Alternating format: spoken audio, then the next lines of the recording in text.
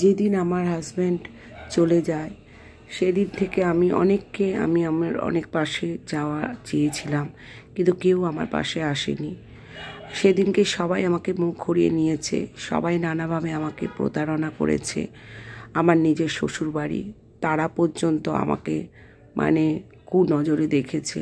আমার বাপের বাড়িও কেউ, একমাত্র আমার বাবা, সে শয্যাশায়ী, সে আমার পাশে দাঁড়িয়েছিল এবং মা দাঁড়িয়েছিল। বাবা শুধু একটা কথাই বলে গেছে যে, শর্মিষ্ঠা তুমি এগিয়ে চলো, তুমি ভয় পেও না, তুমি দুটো বাচ্চা নিয়ে এগিয়ে চলো, ওদের নিয়েই তুমি পথ দেখবে, তুমি তোমার পথ ওদের নিয়েই শুরু করো। আমি সেই দিনটার অপেক্ষা করেছিলাম। আজকে যা হোক করে আমরা চলেছি। আজকে সোশ্যাল মিডিয়াতে আমি আসতাম না, কিন্তু আমি খুব কষ্টেই আজকের এই সোশ্যাল মিডিয়াতে আপনাদের সামনে এই কথাগুলো বলছি। যদি আমার কথাগুলো মনে হয় যে ভালো লাগে, তাহলে আপনারা একটু আমাকে সাপোর্ট করবেন।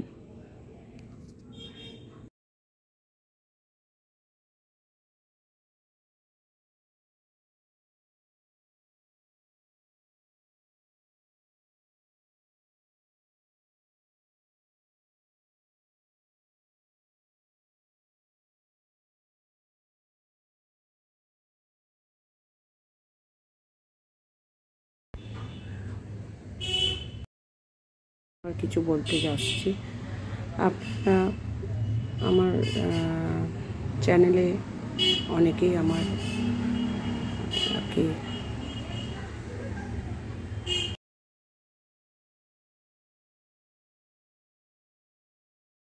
আজকের আমি কিছু কথা বলতে চাইছি। আগেও আপনাদের বলেছি, এখনও বলছি।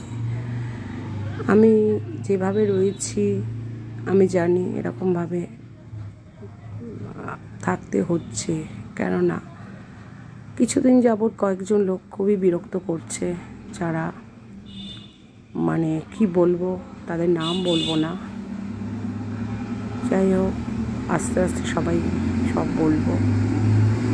আমি চাই যে ভগবান এদের শাস্তি